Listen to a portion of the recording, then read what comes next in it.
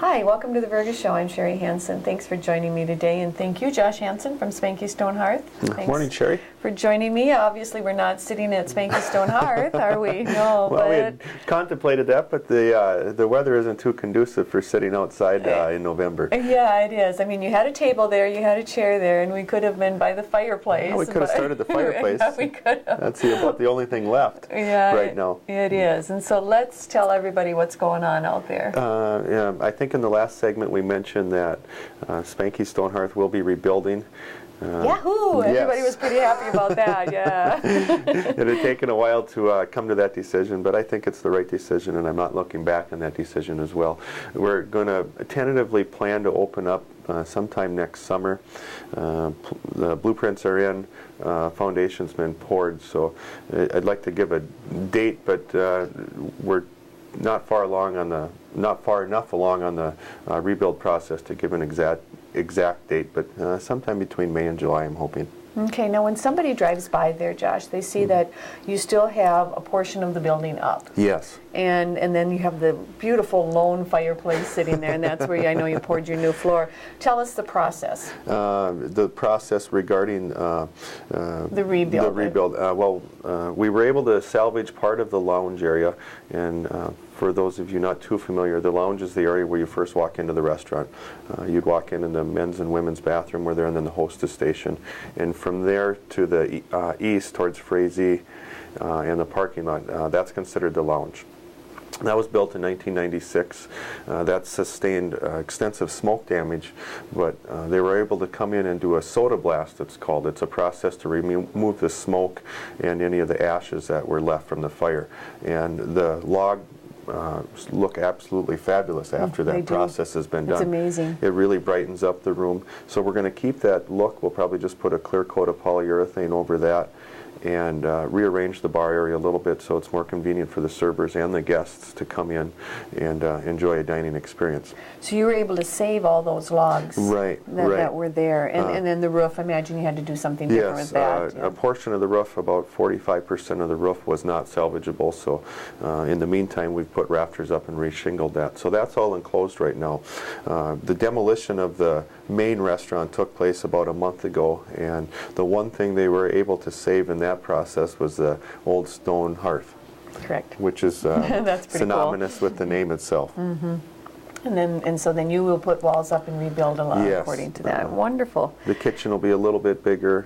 The dining room will have about the same amount of space. I've been hearing a lot of people really excited about the idea of having you're going to have a private dining area too. Yes. If you want to book a party, from 10 people all the way up to 100 people, the dining room will now have the capability to be partially enclosed from the rest of the people that are eating in the dining room, which will be a good amenity to them. Oh, that's going to be nice. A lot of people are pretty excited about that.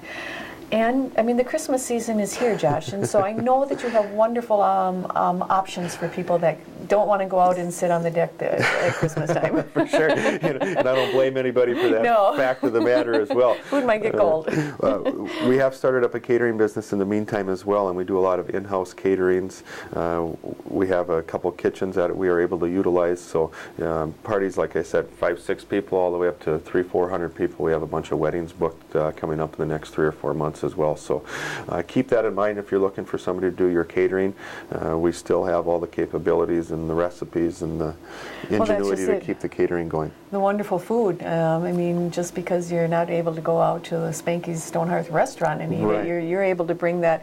What I really like, Josh, is your avenue of being able to go into somebody's home. For sure. Tell about that. We're able to come into the guest house and just kind of take over the kitchen, if you will, for the night. And the hosts should be able to enjoy the night themselves as well. I mean, it's their party.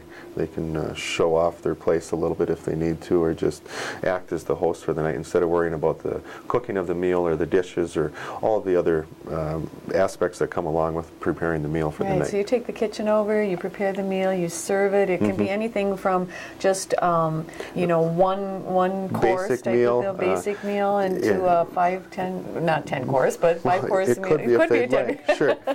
And then you provide the wines. We provide wine if they would like that. It's pretty much unique to everyone's situation. So we usually start off with a consultation, and from there, the options are limitless. Well, and what's neat about that too is, I mean, you can use their dishes, and they get to be Right. able, and then you, like we talked before, you clean up the kitchen. Right. So it can't be any better than that. At the end of the night, your kitchen will hopefully be looking better than when we came, actually.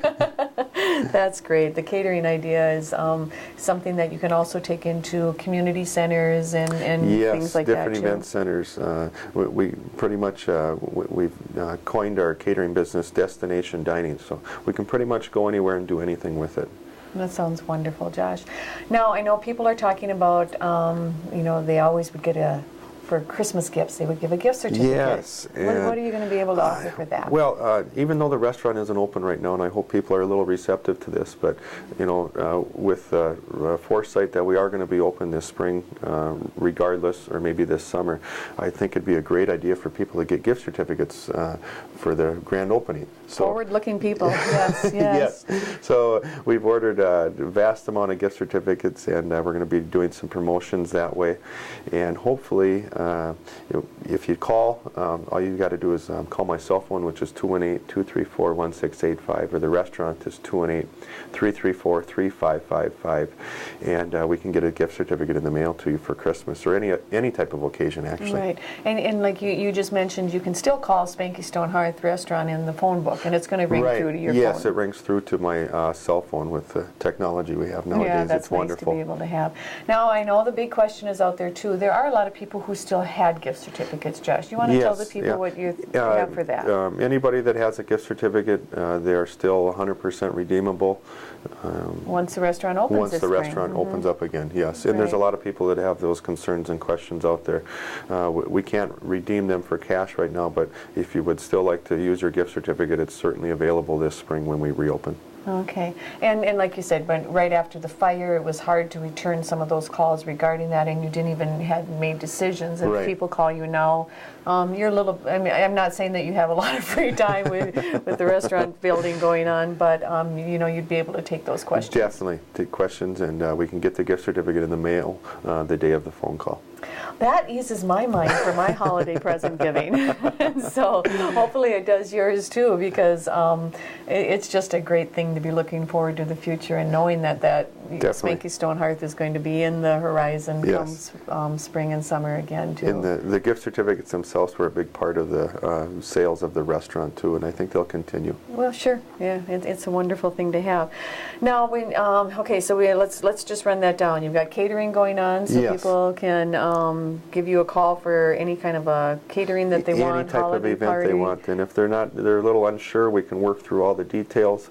All you need to do is just make a phone call, and we'll take over from there. Well, and definitely for upcoming weddings this summer too. Weddings. People want to start booking some of that too. And a lot of holiday parties as well. We've been fortunate enough to book quite a few holiday parties within the houses themselves this winter, where people maybe might not necessarily be going out. They'll have their staff or a party themselves at their own residence. Maybe we could have a TV3 segment showing, one of those little working out of one of the kitchens come this first of the year. That would be good. And I know you don't give out your recipes, but we could, kind of show some of the options.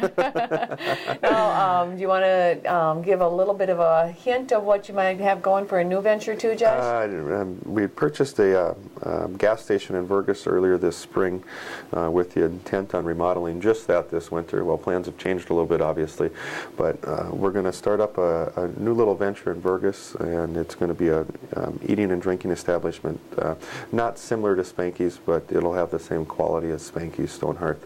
And we've coined the name Skål to use that as our namesake at the restaurant, which is, it means cheers or a celebration in Scandinavian countries. So there's some history with that, isn't there, Josh? Exactly. Yeah, Grandpa Hanson. Right. And growing up, Josh, if you had milk or if you had orange juice and you clinked your glass together, it was Skål. It was so Skål. It meant good cheer to you. Exactly. And so we're going to carry on that tradition at this new restaurant, hopefully. Well, there's some wonderful things to be looking forward to, Josh. And watch TV3 for some updates on Skål. Yes, on the new restaurant coming. And continue to follow what we've got going on. All right, thank you for joining me today, Josh, and thanks for being a part of Vergas. Yes, thank you. All right, have a good day in Vergas.